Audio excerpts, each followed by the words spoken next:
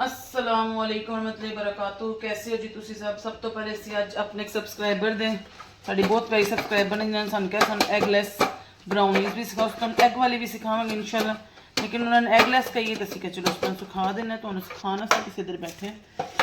ਸਭ ਤੋਂ ਪਹਿਲੇ ਅਸੀਂ ਆਪਣੇ ਪੈਨ ਨੂੰ ਗਰੀਸ ਕਰਾਂਗੇ ਔਰ ਬਟਰ ਪੇਪਰ ਦੇ ਅੰਦਰ ਲਗਾ ਦਾਂਗੇ।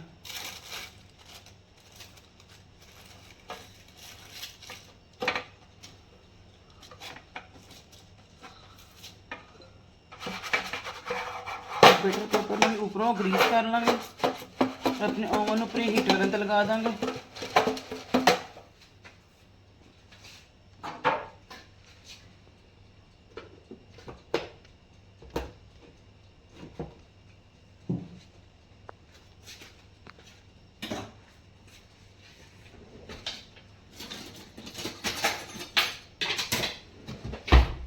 इस तो बाद जिस एक शीशे का एक बाउल लाँगे। शीशे के बाउल के अंदर असीं सब तो पहले लवांगे अपना दही, एक चौथाई कप असीं लांगे दही।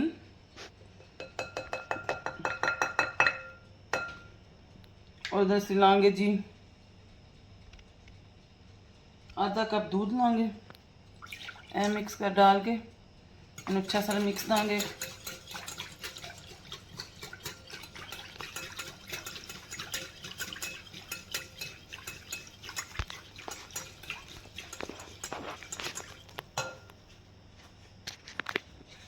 मिक्स करके असीं अंदर पावांगे 3/4 कप मेजर किया हुआ 3/4 कप असीं अंदर पीसी हुई चीनी पावांगे।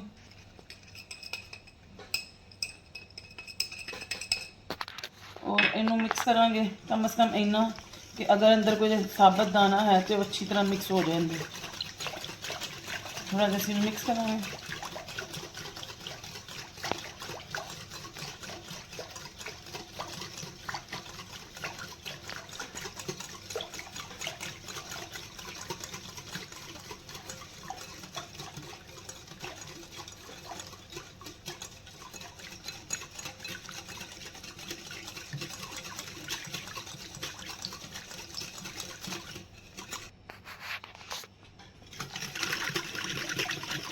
देखो जिसने चंगी तरह मिक्स कर लिया।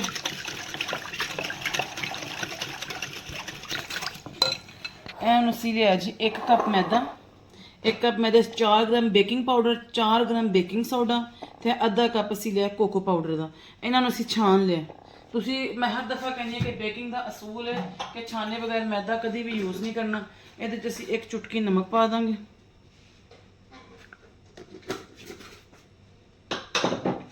और ऐसा मैदे वाले मेज़े में असी ये अंदर ही पा के मिक्स कर लेंगे ताकि कोको पाउडर और मैदा जो ना मिक्स हो जाए अच्छी तरीके में।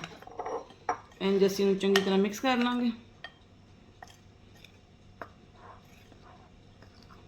नहीं तो इस तरह अगर तुम मिक्स नहीं करोगे तो किसी जगह मैदा रहेगा, किसी जगह कोको पाउडर, इसका सही कलर नहीं आएगा।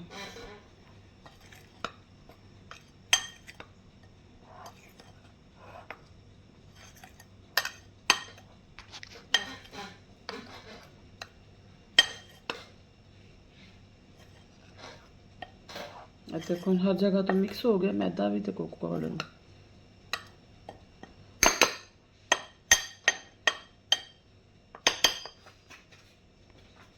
हुण इस अंदर 1/3 कप यानी 1/3 कप ऑयल डाल के मिक्स करांगे।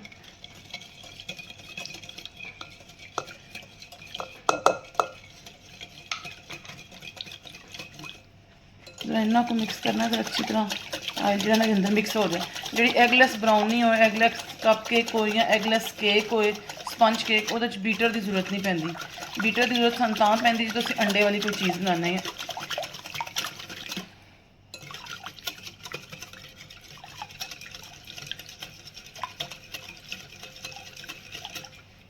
हुण असीं अंदर खुश्क आहिस्ता आहिस्ता मिक्स करांगे। असीं इक्को दफ़ा नहीं मिक्स करना। असीं इक्को दफ़ा जो मिक्स करने ना उधर काम खराब होंदा। हल्का हल्के हाथ में मिक्स करांगे, जोर दी। और जिस तरह मैं तुहानूं बार बार दसनी या कट फोल्ड या एक ही डायरैक्शन च चलाना, बार बार दी डायरैक्शन चेंज नहीं करनी।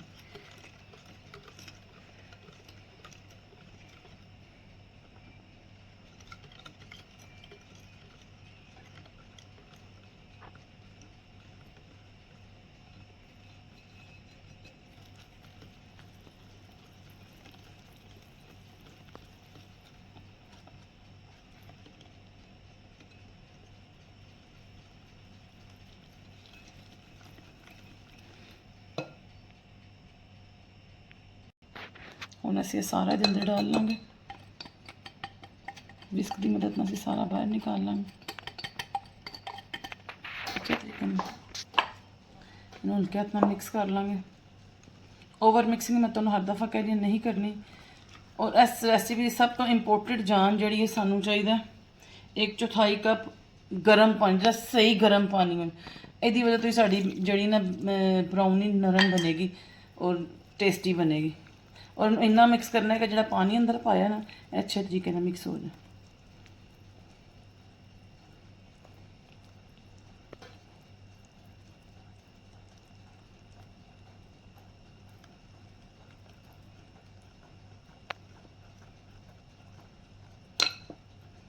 ਇਸ ਟਾਈਮ ਤੁਹਾਨੂੰ ਲੱਗੇਗਾ ਥੋੜਾ ਕਿ ਜਿਸ ਤਰ੍ਹਾਂ ਤੁਹਾਡਾ ਹੱਥ ਭਾਰਾ ਹੋ ਰਿਹਾ, ਕਿਉਂਕਿ ਇਹ ਨਾ ਇਹਨੂੰ ਮਿਕਸ ਕਰਨਾ ਜ਼ਰਾ ਮੁਸ਼ਕਿਲ ਹੋ ਜਾਏਗਾ ਪਾਣੀ ਦੇ ਅੰਦਰ।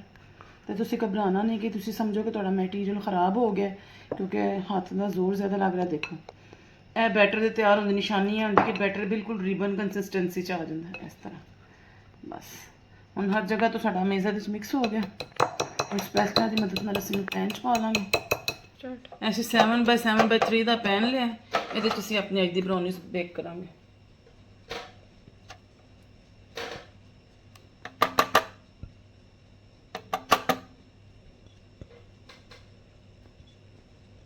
ਇਹ ਨਾ ਕੇਕੀ ਬਰਾਉਨੀਜ਼ ਨੇ। ਅਸਲ 'ਚ ਮੈਨੂੰ ਕਈ ਲੋਕ ਪੁੱਛ ਰਹੇ ਸਨ ਕਿ ਜਿਹੜੇ ਪਿਛਲੀ ਬਰਾਉਨੀਜ਼ ਤੁਸੀਂ ਬਣਾਏ ਸਨ ਬਹੁਤ ਫਲੈਟ ਸਨ, ਬਰਾਉਨੀ ਥੋੜੀ ਜਿਹੜੀ ਹੈ ਉੱਚੀ ਹੋਣੀ ਚਾਹੀਦੀ ਸੀ, ਮੋਟੀ ਹੋਣੀ ਚਾਹੀਦੀ ਸੀ। ਤੇ ਉਹ ਫੱਜ ਬਰਾਉਨੀ ਜਿਹੜੀ ਹੁੰਦੀ ਉਹ ਹਮੇਸ਼ਾ ਫਲੈਟ ਹੀ ਹੁੰਦੀ। ਜਿਹੜੀ ਕੇਕੀ ਬਰਾਉਨੀ ਹੁੰਦੀ ਨਾ ਉਹ ਬਰਾਉਨੀ ਫੁੱਲਦੀ।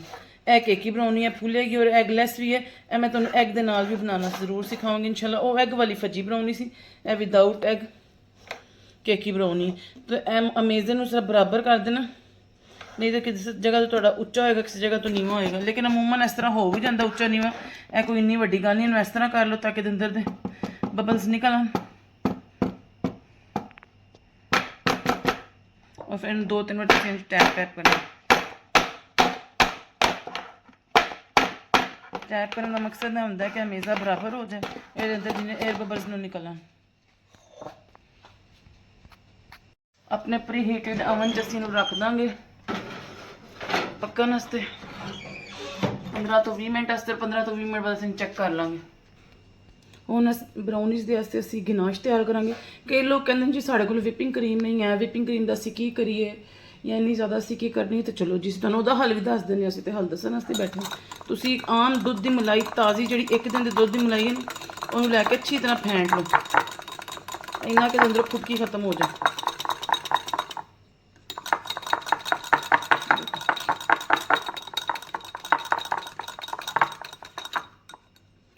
देखो अंदरों फुटकी हम खत्म होना शुरू हो गई,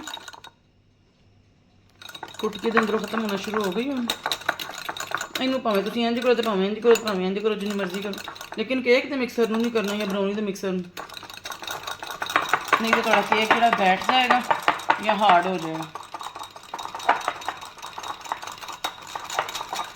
हेलो जी साड़ी होममेड एमरजेंसी क्रीम तैयार है। लेकिन इन्हें तुम केक तो नहीं तैयार करना, तो तुम आके किधरे कमेंट करो जी साड़ा केक घ्यो छड़ गया या साड़ा केक इंज हो गया, साड़ा केक हो। इन्हू सिर्फ तुम गिनाश यूज़ करना बस।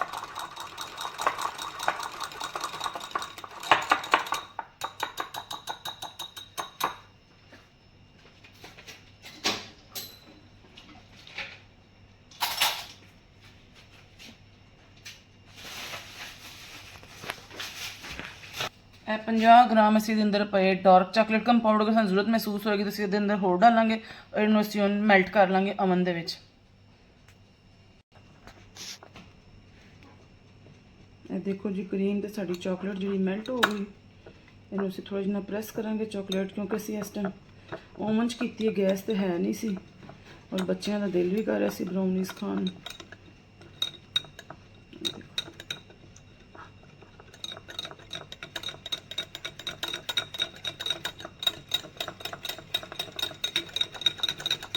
ਸਾਡਾ ਜ਼ਬਰਦਸਤ ਜਿਹਾ ਗਿਨਾਸ਼ ਤਿਆਰ ਹੋ ਗਿਆ।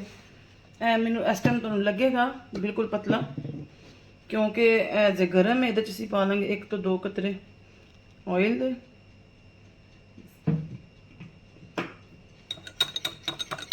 ਔਰ ਅੱਛੀ ਤਰ੍ਹਾਂ ਮਿਕਸ ਕਰਕੇ ਇਹਨੂੰ ਅਸੀਂ ਆਪਣੇ ਬਰਾਉਨੀ ਤਿਆਰ ਹੋਣ ਤੱਕ ਫ੍ਰਿਜ 'ਚ ਰੱਖ ਦਾਂਗੇ। ਫ੍ਰਿਜ 'ਚ ਜਾਣ ਨਾਲ ਇਹ ਜਿਹੜਾ ਗਿਨਾਸ਼ ਹੈ ਸਾਡਾ ਸੈੱਟ ਹੋ ਜਾਏਗਾ। जिस अपने ब्राउनीज़ ਦੇ ਬੇਕ ਹੋਣ ਦਾ ਇੰਤਜ਼ਾਰ ਕਰਨਾ।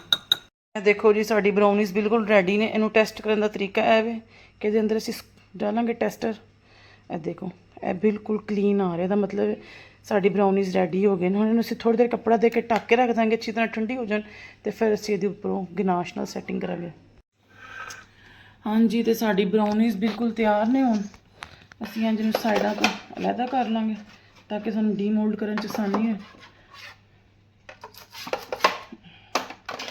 ਅਸੀਂ ਨੂੰ ਡੀਮੋਲਡ ਕਰਾਂਗੇ।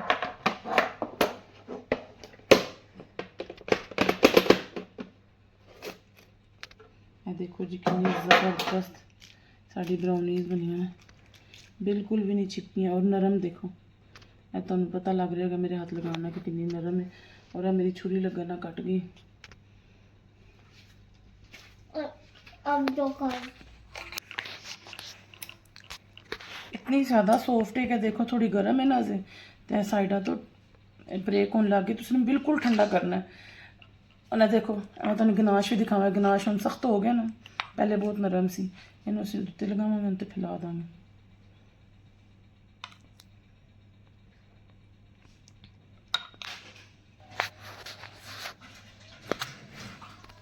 चलो जी ਹੁਣ ਅਸੀਂ 9 ਪੀਸਾਂ 'ਚ ਕੱਟ ਲਾਂਗੇ।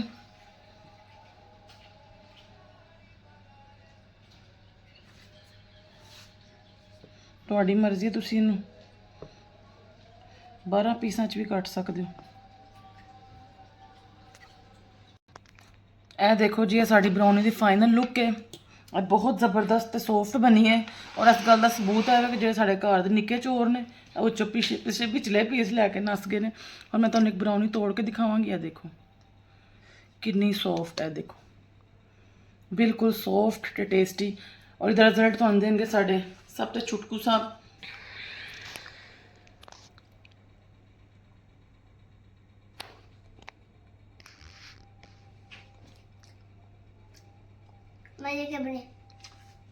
अगर तुहानू साडा चैनल पसंद आंदा है इन्हू लाइक करो, शेयर करो, सबसक्राइब करो।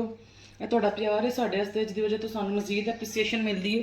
असीं मजीद रेसिपीज़ तुहाडे नाल शेयर करिए। अस्सलाम वालेकुम रहमतुल्लाहि व बरकातहू। देखो जी इहदी सॉफ्टनेस तुसीं इस तरह भी चेक कर सकते हो। ये देखो किन्ने आराम नाल उतर गया, किन्ने आराम नाल। मैं चूँकि मेरी मजबूरी से तुहानू दिखाना इसदा फाइनल लुक, इस वास्ते मैं फौरन ही दिखा दी है। तुसीं थोड़ी देर ठंडा करो, थोड़ी देर फ्रिज च रखो। इसदा उपरों जिहड़ी इहदी फ्रॉस्टिंग भी सैट हो जाएगी और थोड़ी जी ठहर भी जाएगी। माशाल्लाह इंशाल्लाह अल्हम्दुलिल्लाह बहुत अच्छी बनेगी, बहुत अच्छी बनेगी।